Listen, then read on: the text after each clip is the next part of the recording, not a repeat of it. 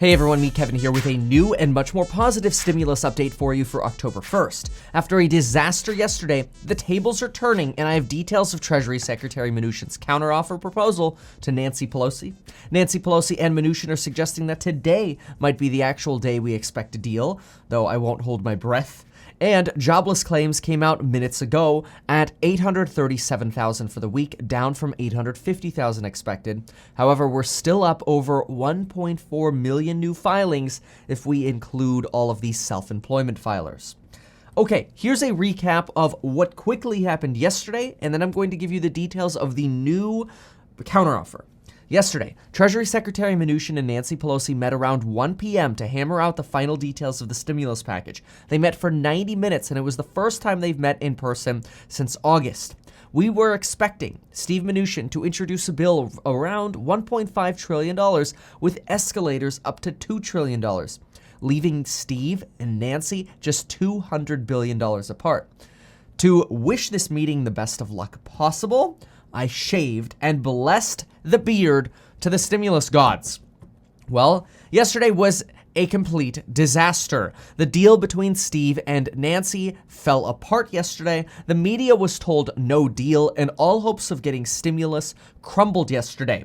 The Senate decided, all right, let's pass the continuing resolution to keep the government funded. Trump signed that today, and the Senate is now free to take off until they get called back for confirmation votes on Justice Barrett. Because the deal fell through, the House was expected to vote on the HEROES Act, the updated version, which would have been dead on arrival in the Senate, and we would have never seen the light of day for any stimulus money until at least after the election. The Senate passed their continuing resolution, Trump signed that today, and everybody was left with a bad taste in their mouths about stimulus. And at the same time, United Airlines laid off 13,000 workers to spite Congress and show them, we told you so. We told you we would lay off 13,000 workers. That's 13,000 families just got screwed. American Airlines just laid off 19,000 workers. This follows 28,000 layoffs at Disney and 400 workers at Goldman Sachs. But, folks, late last night, the tides turned. Treasury Secretary Mnuchin spoke again last night with Nancy Pelosi and plans to speak again with Nancy Pelosi this morning while at the same time releasing his proposal and other details. First, Steve Mnuchin said that stimulus checks will be a part of any package that is passed, and it will be similar to what we had in the CARES Act, which means it'll likely be that $1,200 and $500 and probably no on ITIN numbers, although Democrats are pushing for that now. Mark Meadows, aboard Air Force One, said that Donald Trump's administration's counterproposal was above the $1.5 trillion that had been, quote, articulated to date. But once we start getting into a place where there's a 2 in the front, quote, there's going to be a real problem. And that's because once they go above 2, they're going to start losing the Senate. Reporters are suggesting that Donald Trump is the one who pressured Treasury Secretary Mnuchin and Mark Meadows to come up to, quote, just get a deal done. Here are the new details that we know. Mnuchin's plan includes $250 billion in relief for state and local governments. This is along the lines we expected Republicans to counteroffer with because Mark Meadows told us 2 weeks ago that Republicans expect the actual needs for state and local governments are between $250 billion and $275 billion.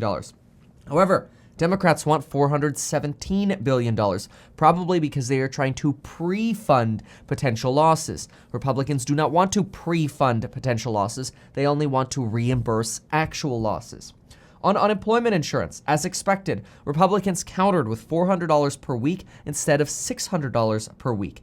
And their proposal would be retroactive through September 12th and ending January 1st. This cuts 1 week off at the beginning and 4 weeks off at the end. $400 per week also matches the Problem Solvers Caucus proposal, $400 per week, but it is an increase from the HEALS Act and the FEMA money of $300 per week for most states. At the same time, Democrats said that they would delay voting on the HEROES Act until today because there is still a possibility of striking a deal today.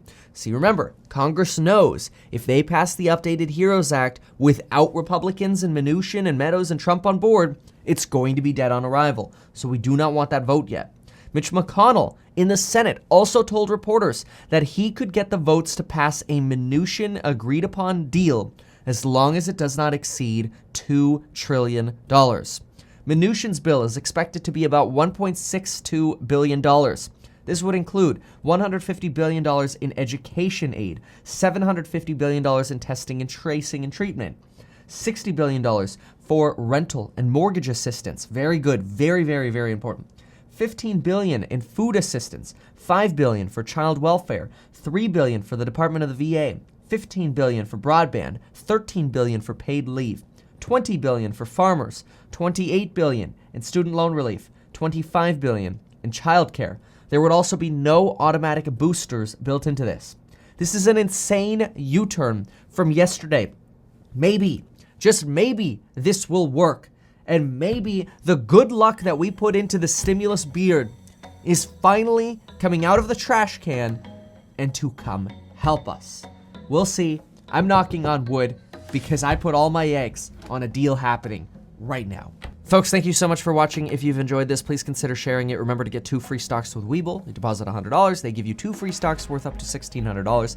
And of course, get life insurance in as little as 5 minutes, which you could Apple Pay or Android Pay for. You don't have to talk to a single person. Thanks so much, and we'll see you next time.